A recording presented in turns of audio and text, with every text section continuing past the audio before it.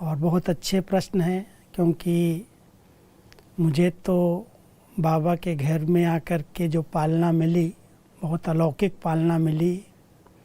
और वो पालना जो हमारे सभी भाई बहनें नए नए जुड़े हैं उनको ज़रूर सुनने की इच्छा होती है, समझना भी चाहते हैं। क्योंकि ब्रह्मा बाबा साकार में जब थे तब बहुत छोटा सा परिवार था, भारत के अंदर ही सेंटर थे। और उस समय बाबा कई बार कहते थे तुम्हारे सेंटर 108 खुलेंगे। तो उस समय बाबा के साथ दादियाँ हमारी सोचती थी 108 सेंटर बाबा कैसे खुलेंगे, इतनी सारी लोग विरोध करते हैं, नई बातें, नया ज्ञान, नई धारणाएं, तो ज़रूर कुछ न कुछ तो बंधन आते थे। सेंटर खोलना कोई सहज थोड़ी था, हंगामा लोग कर देते थे। क्योंकि पवित्रता की जहाँ बात आती है, शुद्ध अन्न की बात आती है, नियमों की बात आती है, वहाँ पर जो हमारे नए भाई बहनें हैं उनको सामना तो करना ही पड़ेगा। कई बातें आएंगी, सब ज्ञान में नहीं चलते हैं। आप सवेरे सवेरे उठ कर के योग में बैठे हैं, कहेंगे इसको क्या हो गया भाई, आज तक तो सोया रहता था, अभी उठ कर के क्या कर रहा है ये। तो कुछ न कुछ लौकिक में भी बंधन आते ही हैं। लेकिन अगर सही मार्ग मिला है, निश्चय हुआ है, तो कुछ तो सहन करना ही पड़ता है। वैसे भी कहते हैं जहाँ रहना है वहाँ सहना है, इसलिए डरना नहीं है, लेकिन अपनी शुभ भावनाओं का दान देना है। जितना आप शुभ चिंतक बन करके रहेंगे ना, उतना आपका सहयोग सबसे मिलने लगेगा। बोलो नहीं, कई बार हम घर में ज्ञान सुनाने का प्रयास करते हैं। बाबा ने हम सबको मना किया है, घर में ज्ञान नहीं सुनाया जाता। घर में अपने चरित्र की छाप डाली जाती है। अगर आपका व्यवहार अच्छा हो गया, आपका गुस्सा छूट गया, आप बड़े शीतल हो गए, शांत हो गए, जैसे आप पहले व्यवहार करते थे लौकिक में, अगर उससे आप भिन्न हो गए, कुछ दिखाई देने लगा परिवर्तन, तो लोगों को ज़रूर प्रश्न आएगा कि कहीं से तो अच्छी बातें इसको मिल रही हैं। कितना मधुर है, कितना शांत है, कितना सरल है, कितना शीतल है। तो हमारी जो धारणाएं हैं वो लौकिक परिवार में बहुत अच्छी सेवा करती हैं, छाप डालती हैं। कि देखो पहले तो ये खाने पर इतना गुस्सा करते थे, अभी तो बिल्कुल नहीं बोलते हैं, चाहे जो दे दो उनको खा लेते हैं चुपचाप। तो अपनी नेचर को बड़ा मोल्ड होने वाला बहुत ईजी बना दो। परिवार की सेवा के लिए जितनी आपकी सरल नेचर बन जाएगी, ईजी नेचर बन जाएगी, क्रोध को छोड़ देंगे, उतना आपको देख करके ही लोग पूछेंगे, ज़रूर आपको कहीं से सीखने को मिल रहा है, तो सेवा हो जाएगी। फिर ज्ञान दो, नहीं तो उनको बाबा के घर ले आओ, बाबा की बहनों से, बड़ी बहनों से मिला दो। उनकी दृष्टि से, उनके पवित्र वाइब्रेशन से आत्माएं चेंज हो जाएंगी।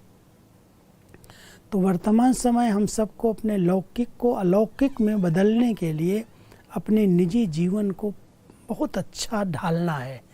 अच्छी तरह से अपनी स्थिति बना करके रहो, परिवार पर अपनी धारणाओं की छाप डाल दो। अपने आप बोलेंगे कि कलयुग में जब सारी दुनिया के अंदर तबाही है, टेंशन है, तनाव में है लोग, आप कैसे ऐसे रहते हो, कोई चिंता नहीं आपको, क्या हो रहा है, सब अच्छा है, कैसे अच्छा है सब। तो जब आप अपनी अच्छी स्थिति का प्रभाव डालेंगे तो लोग आपको सुनेंगे, आपको पूछेंगे, आपसे जानना चाहेंगे, फिर आप बाबा का ज्ञान दो, फिर आपका सबका सहयोग आपको मिल जाएगा। बाकी जब आप अपने कारपोरेट में, अपने बिजनेस में, अपने कोई भी नौकरी वगैरह में जाते हैं, उसमें बैलेंस के लिए बाबा हमें कहते हैं कि कुछ न कुछ बुद्धि के अंदर, क्योंकि बाह्य रूप से अगर कुछ दिखावा करोगे, कोई ऑफिस में जाके अगर इसे योग में बैठ जाए कि मुझे बैलेंस रखना है, यहाँ पर वातावरण ठीक नहीं है, मैं बिल्कुल योग करूँगी तो सब ठीक हो जाएगा। अब बाह्य रूप का अगर दिखावे वाला योग होगा तो सब हंसेंगे, क्या हो गया इसको, कौन से इसकी जादू लग गया इसको, पता नहीं इसकी बुद्धि तो ठीक है कि नहीं है। कोई भी प्रकार का दिखावा नहीं करना। अंदर की स्थिति में अपने चिंतन को थोड़ा सा चेंज कर लो बस। बाबा की कोई अच्छी बात, एक दो बातें मुरली की, कोई अच्छे वरदान की, कोई चिंतन में ले लो, और बीच बीच में जब देखते हैं बुद्धि का वर्क थोड़ा कम है, 1 सेकंड में बाबा के पास जाओ, मिलन मना लो, फिर शक्ति ले लो, फिर आ जाओ। बीच बीच में अगर घंटे में 1 मिनट भी आप इस शरीर से डिटैच होने का अभ्यास करेंगे ना, तो वो शक्तियाँ अपने आप जमा होती जाएंगी और वो शक्तियाँ फिर अपना प्रभाव डालेंगी।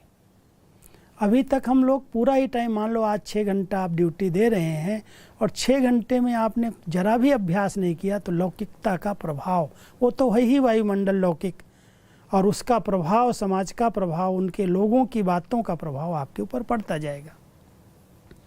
इसलिए बीच बीच में बाबा की कोई अच्छी बातें, कोई सामान ले जाओ, एक याद करो सामान, अरे मैं तो शिव शक्ति हूँ, मैं तो विजयी हूँ, बाबा ने मुझे चुन लिया, मुझे ढूंढ लिया, मैं कल्प कल्प की भगवान की सिकिलधी बच्ची हूँ, उसकी नज़रों के नीचे हूँ, उसकी छत्र छाया के अंदर हूँ। अब ये चिंतन करने के लिए कोई बुद्धि थोड़ी लगानी है, ये तो ऐसे अनुभव होता है जैसे काम कर रहे हैं, बाबा की छतरी ऊपर दिखाई दे रही है।